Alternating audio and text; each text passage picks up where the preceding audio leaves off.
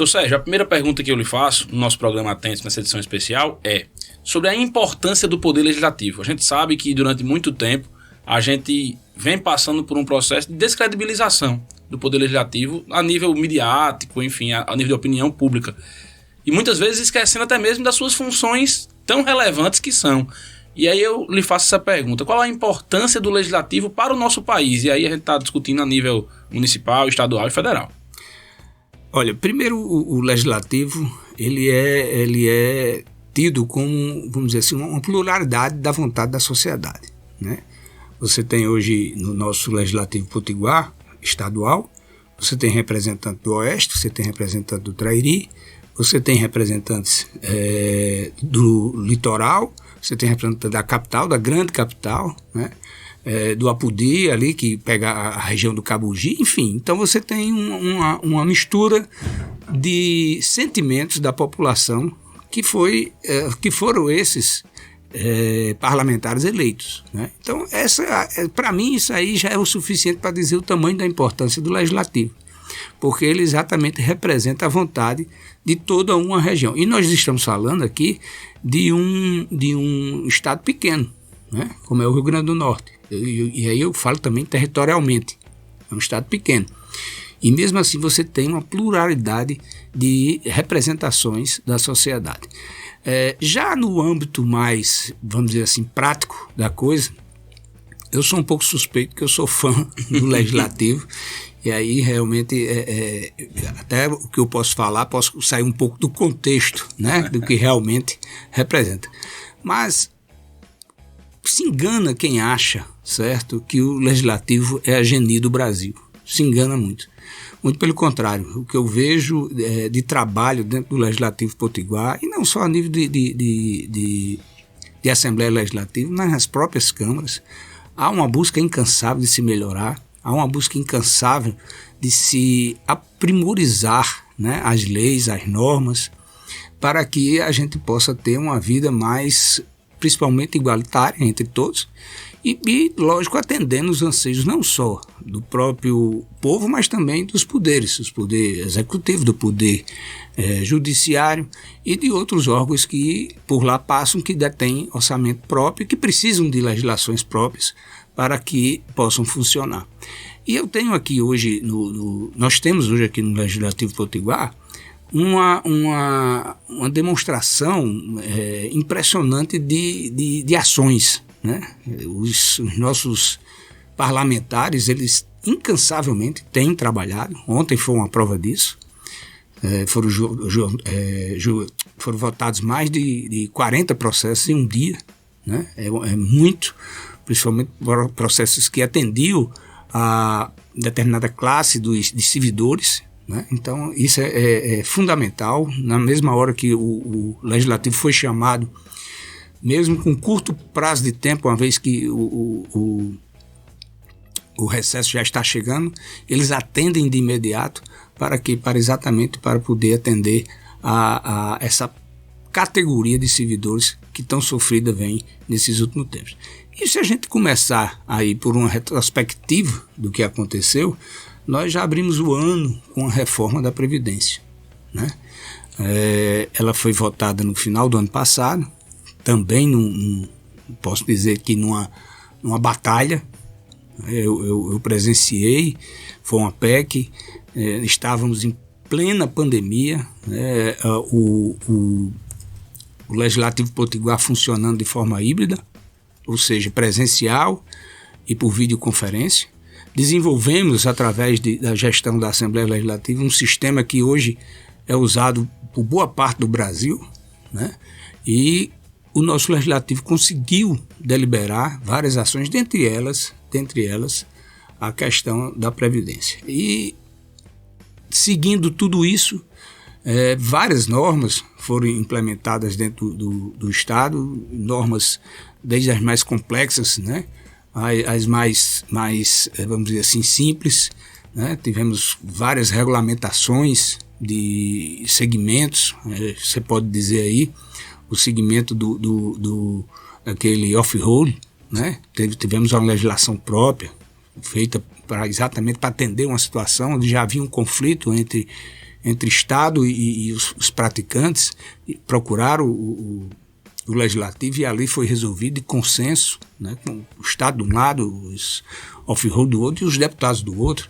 Né. Tivemos também algumas ações voltadas para os municípios, quando se discute aquela questão daquela legislação de aplicação de multas do TRE. Sabemos que é muito questionado, já tem ADI, enfim, mas são demonstrações de que o Legislativo busca, pelo menos, atender as solicitações em todos os âmbitos da sociedade, não só da parte daqueles mais necessitados, mas também daqueles dos administradores e daqueles que usufruem de determinada categoria, de determinado segmento. Então, para mim, a importância do Legislativo, ela é de uma significância enorme, né?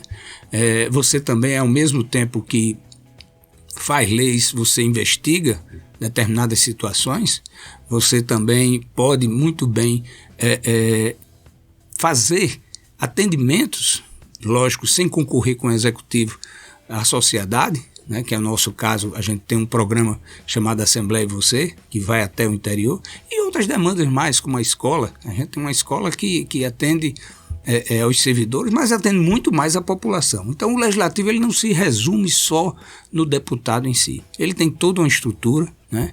E essa estrutura funcionando como hoje funciona a Assembleia Legislativa do Rio Grande do Norte, eu só posso dizer que é de uma importância significativa para a população do Rio Grande do Norte. Então, a gente sabe que nesse Dia da Mulher Advogada é um dia muito especial de homenagem que a OAB, a Ordem dos Advogados do Brasil, instituiu no calendário institucional da Ordem. E aí, mas esse dia não é só de homenagem, né? Também de respeito à luta pelas mulheres. E por que não falar um pouco sobre a história da primeira advogada do Brasil, a Mirtz Gomes Campos, que em 1899 ela esteve aí à frente de um caso bastante conhecido no Rio de Janeiro, e aí vestiu a toga e representou os direitos do seu cliente junto ao tribunal. E aí a sua postura à época trouxe enorme repercussão em várias manchetes do Rio, e aí ela se tornou conhecidíssima e trouxe esse legado para nós, mulheres advogadas aqui, e é importantíssimo relembrar um pouco dessa história. O tema de hoje surgiu dentro de um contexto já em certa medida conhecido, né? A cultura do cancelamento foi a expressão do ano de 2019. Mas o recorte que eu quero dar hoje nessa conversa do nosso programa Atentos é a respeito não da cultura do cancelamento, ou seja, daquele engajamento de usuários nas redes sociais para tentar tirar espaço de um usuário específico, mas sim quando a própria rede social, avaliando as condutas de um usuário, exclui a conta da rede social. Uma premissa que a gente tem que trabalhar aqui é que nós estamos num ambiente privado, né? As redes sociais, no mundo todo, são formatadas e estruturadas por empresas, e empresas obedecem regras de direito privado. No entanto, já antes mesmo desse mundo de tecnologia da informação, o Supremo Tribunal Federal e a doutrina constitucional brasileira admitia a possibilidade da eficácia horizontal dos direitos fundamentais. O que é que isso quer dizer? Que eu, enquanto sujeito de direitos, titular de liberdades individuais, posso exigir que outro particular, e não apenas o Estado, mas também o particular, respeite, cumpra e observe aqueles direitos fundamentais que eu sou titular. Então, embora seja um ambiente privado, ou seja, regido pela autonomia da vontade, na prevalência das regras ditadas pela empresa que gerencia a rede social, nós também temos que entender e saber que isso precisa conviver de forma harmoniosa com as liberdades individuais do cidadão. Você deve saber, mais até do que eu, que a rede social e as plataformas digitais se transformaram num instrumento financeiro. É um grande ativo patrimonial de muita gente, não só de empresas, né? Pessoas que comercializam infoprodutos, ou você que vende um material escolar e divulga isso dentro do perfil do Instagram. Então, é realmente um instrumento de auferir renda também. Daí que exclusão de uma conta numa rede social pode ser bastante traumática para o usuário, seja ele uma empresa, seja ele uma pessoa física ou natural. Então, tentando dirimir ou sopesar o conflito desses princípios com direitos também, nós temos que descortinar o grande problema que está por trás do cancelamento de uma conta nas redes sociais. Primeiro, ao aderir o uso de uma plataforma digital, nós temos que ter a máxima consciência de que estamos aceitando os termos de uso, a política de privacidade, e que ela pode ser atualizada de forma automática. Então é dever do usuário ser conhecedor, estar ciente quais são as regras do jogo, quais são as regras de estar ali. Isso é uma máxima democrática, né, de aprender a conviver de forma a respeitar o espaço. Hoje já existem regras bem consolidadas a respeito da incitação ao ódio, ao bullying, racismo, etc. E praticamente todas as redes sociais advertem e até excluem contas que praticam condutas nesse sentido. Então, primeiro passo, o usuário tem que estar consciente das regras esculpidas, gizadas, encontradas nos termos de uso, nas condições de uso da rede social. Mas a rede social, a plataforma, a empresa também tem que observar alguns critérios. Nos últimos anos, no Brasil, nós temos tomado conhecimento de contas excluídas de forma sumária. E isso é arbitrário. A rede social, ciente do seu tamanho, da sua importância, da sua capilaridade social, da sua relevância até em aferir renda, como nós tratamos aqui, tem que tomar conta de que não há espaço para arbitrariedades no ambiente de comunicação social, no ambiente, embora privado, mas de consumo público. Então, cabe ao Facebook, ao Instagram, ao Google, providenciar mecanismos tecnológicos que facultem ao usuário exercer o contraditório. O que é que isso quer dizer, Nicásio? Não entendi nada do que você está querendo dizer. Bom, se eventualmente minha conta recebeu uma denúncia de que praticou um ato considerado como usar nome falso, eu tenho que ser primeiro advertido de que possivelmente, supostamente eu estou usando um nome falso, e para isso eu tenho que ter a chance de me defender. Então, a exclusão sumária, automática, com base em denúncias, né? Essa cultura do cancelamento que nós pincelamos no início, mostra que às vezes há um efeito manada de vamos denunciar aquele perfil, vamos buscar cancelar aquela conta, e quando a rede social exclui ou cancela a conta, desativando o acesso do usuário, sem dar a oportunidade de defesa, de contraditório, ela está violando sim um direito fundamental, e de acordo com o princípio da eficácia horizontal dos direitos fundamentais, ela pode incorrer em um constrangimento ilegal ao cidadão e com isso gerar não só o direito de ter sua conta reativada, como uma indenização para reparar os prejuízos morais ou materiais em casos de perfis que eventualmente usam plataformas digitais para ganhar dinheiro, né? Então, tudo isso está dentro do direito digital, dentro também do manto iniciado com o Marco Civil da Internet. Então, se você conhece alguém ou já passou por isso, saiba que a rede social, por mais poderosa que seja, por maior que seja o seu faturamento, tem que respeitar princípios consignados na Constituição da República, na legislação infraconstitucional, como aqui nós falamos do Marco Civil da Internet. Hoje falaremos sobre licenciamento ambiental, como ele surgiu, como ele é regulado e como é aplicado perante os empreendimentos que estão por aí. Qualquer tipo de empreendimento eu posso citar, como a construção de um condomínio, hotéis, obras de saneamento e outros exemplos aqui que vamos citar. O licenciamento ambiental surgiu como um princípio básico de conciliação entre o desenvolvimento econômico e a proteção ambiental.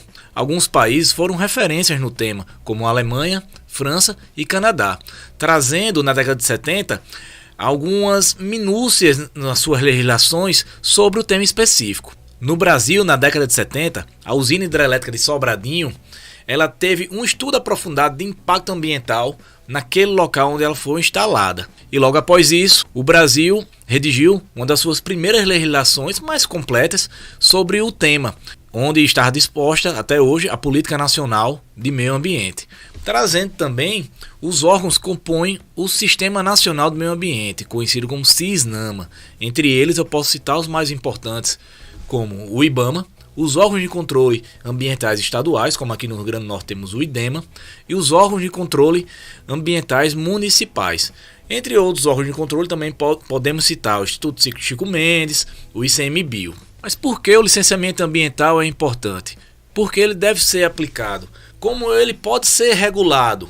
Podemos citar que o licenciamento ambiental é o ato administrativo regulador das atividades econômicas, de potencial ou efetivamente causadoras de impactos ao meio ambiente, impondo condições e limites para o exercício dessas atividades. É um instrumento importante e necessário, pois prevê condições para o estabelecimento de empreendimentos e atividades de forma a tentar eliminar, quando possível, ou minimizar, mitigar tais danos ao meio ambiente e ao mesmo tempo garantir esse desenvolvimento social tão almejado pelo nosso país. O objetivo efetivo é a conservação do meio ambiente, que acaba sendo um dos aspectos fundamentais para a manutenção dos recursos necessários à sustentabilidade dos ecossistemas e dos negócios. Então, quando podemos exigir o licenciamento ambiental? São 3 tipos de empreendimentos que estão sujeitos à licença ambiental. As de atividades que usam diretamente os recursos naturais, como solo, árvores ou animais, água, mineração, agropecuária e pesca. As empresas que são consideradas potencialmente poluidoras, não só por extrair recursos naturais diretamente do meio ambiente, mas por produzir resíduos sólidos, líquidos e gasosos, e atividades que provocam degradação do meio ambiente, como obras de infraestrutura, como eu posso citar aqui, são ruas, avenidas, obras de saneamento, barragens e por aí vai, toda a infraestrutura pública necessária.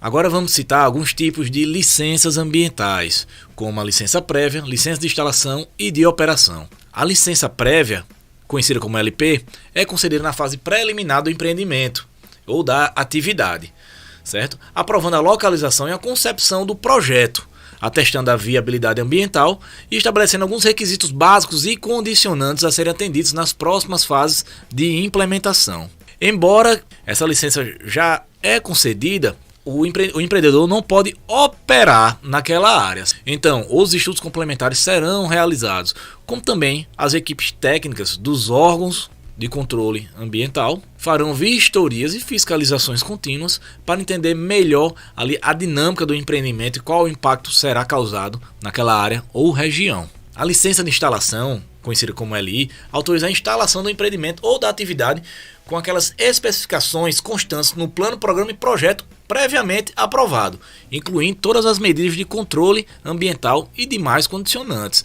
Quando eu falo condicionantes e controle ambiental, podemos até citar relatórios contínuos sobre lançamento de fuligem, no caso se for uma cerâmica que está queimando ali uma madeira. Podemos citar também os planos de gerenciamento de resíduos sólidos, que são muito importantes que esses empreendimentos possuam esses planos 100% regulados. E por último, podemos citar a licença de operação, conhecida como LO, que autoriza essa operação ou atividade, ou até um empreendimento, após a verificação e cumprimento de todas as condicionantes constantes nas licenças anteriores, como também um aprofundamento do estudo técnico com todas as anotações de responsabilidades técnicas dos arquitetos, engenheiros, que possuirão toda a anotação de responsabilidade técnica dos profissionais envolvidos, tanto da parte do empreendedor como também dos órgãos de controle ambiental. E quem institui e quem na verdade fornece a licença ambiental, esse ato administrativo tão importante e regulador, são os órgãos de controle. Os órgãos de controle, como já foram citados anteriormente, que fazem parte do Sistema Nacional do Meio Ambiente. E aqui podemos dizer mais uma vez, o IBAMA, o órgão de controle estadual, que aqui no Rio Grande do Norte, no caso, é o IDEMA, mas em outros estados eles são chamados de outro nome, de acordo com a dinâmica e a política ambiental de cada estado. E também os órgãos de controle ambiental municipal, que muitas vezes são secretarias de meio ambiente e urbanismo, não somente de meio ambiente. Bom, o programa de hoje, na verdade, é mais uma conversa, é mais um esclarecimento sobre um assunto que tem se tornado bastante comentado nos noticiários e naturalmente acaba aí trazendo algumas dúvidas, uma certa curiosidade que é precatórios, né? Uma palavra meio esquisita e talvez não tão conhecida, mas a importância do que é o precatório, principalmente nesses últimos dias, nessas últimas semanas, na verdade acabou se tornando uma importância para todos, de um modo geral, né? Uma palavra mais comum para quem está afeto ao conteúdo jurídico, agora se tornou uma palavra mais popular, né? Mas, em rápidas palavras, até para tentar trazer a vocês que estão nos acompanhando um conhecimento mais objetivo sobre esse assunto, eu tento explicar o precatório como, na verdade, uma dívida especial, tá? Uma dívida especial por alguns motivos. O primeiro deles, o precatório é uma dívida exclusiva do Estado. Então, somente o Estado é devedor de um precatório, tá? E o Estado, nesse caso, nós englobamos aí o governo federal, né, a nível de União, englobamos também os governos do Distrito Federal e dos estados da nossa federação, bem como os municípios, né, os mais de 5 mil municípios. Tá? Então, as dívidas que são geradas em desfavor desses órgãos, né, dessas entidades públicas, nós chamamos de precatório, se também conseguirem aí assumir um segundo requisito, vamos dizer assim, que é essa dívida ter sido contraída em um contexto judicial, né? A dívida, ela, na verdade, foi formada dentro de um processo judicial. Então, o precatório, além de ser uma dívida exclusiva do Estado, ela também tem que ser uma dívida formalizada num processo, tá? Então, o Poder Judiciário definiu e reconheceu aquela dívida como devida, né? Como, de fato, uma dívida que existe, e ela vai ser cobrada em desfavor de um desses entes, de um desses órgãos, né? Então é diferente, por exemplo, de dívidas contraídas por empresas privadas, que muitas vezes podem ser cobradas de maneira administrativa, de maneira extrajudicial ou também num processo, né? Com diversos instrumentos, como penhoras, execuções, enfim, né? Mas esse é um assunto à parte. O assunto precatório diz respeito a essas dívidas públicas, dívidas especiais, tá? E esse precatório, em razão exatamente dessa sua especialidade, né, desse seu conteúdo um pouco diferente dos demais, o precatório ele tem um tratamento todo dado pela própria Constituição do nosso país. Então, a Constituição definiu que esse tipo de dívida, quando devida pelo Estado em função de um processo judicial, tá? Esse tipo de dívida merece ser paga de uma maneira diferente, tá? Uma dessas razões é porque o Estado, quando precisa pagar alguma coisa por meio de um processo judicial, ele precisa prever, ele precisa que isso esteja incluso numa previsão orçamentária, né? Então o Estado ele tem um orçamento todo definido, né? com regras muito específicas de como e com o que esse dinheiro vai ser gasto. Então com essas dívidas não poderia ser diferente. Então o orçamento ele precisa prever pelo menos de uma maneira a título de expectativa, né? O que é que naquele ano ou nos próximos anos vai ter que ser desembolsado pelo Estado para pagar esses precatórios, né? E em função disso é que iniciou-se uma celeuma aí, né? Iniciou-se um problema dentro do nosso cotidiano, digamos assim, em função de uma PEC chamada PEC dos precatórios, né?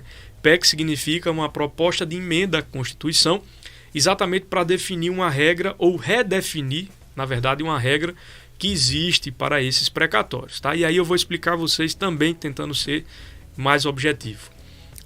Essas dívidas que o Estado acaba contraindo, que podem ter diversas naturezas, né? Então, por exemplo, o Estado ele pode dever ao cidadão uma indenização que, por meio de um processo judicial, é paga através de um precatório.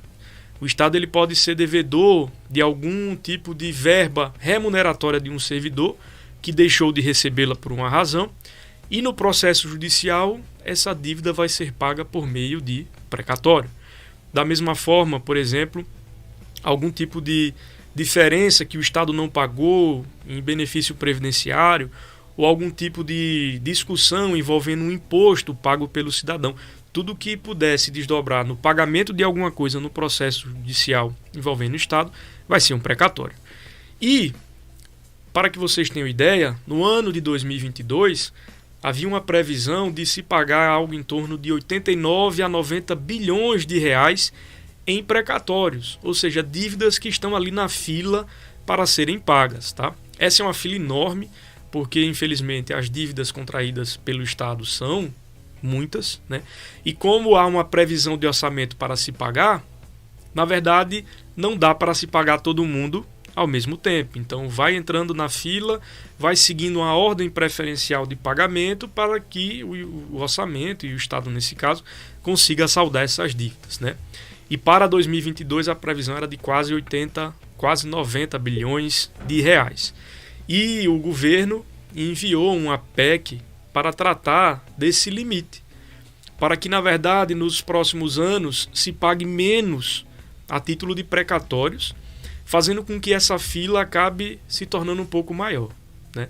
Se você estava aguardando para receber um precatório em 2022, caso essa proposta de emenda à Constituição passe, né, e seja aprovada, a depender da ordem que você esteja ou em que posição você esteja nessa ordem, o seu precatório vai ficar para algum ano depois, pois o limite na proposta em discussão vai ser praticamente reduzido à metade. Então, em vez de pagar 90 bilhões de precatórios, a União vai pagar apenas 40 bilhões, isso falando em termos de expectativas, vai depender naturalmente do que for decidido nessa PEC.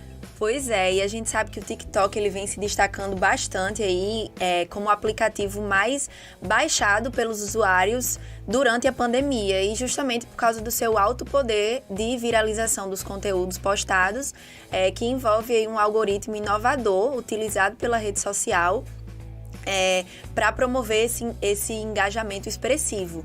Inclusive, os canais do STF e do TSE no TikTok, apesar de serem bem recentes, eles já têm visualizações bem consideráveis, chegando até a 230 mil visualizações em vídeos. Pessoal, esse é o Espaço Cultural Ministro Menezes Direito, mais conhecido como Tapete Vermelho aqui no Supremo Tribunal Federal.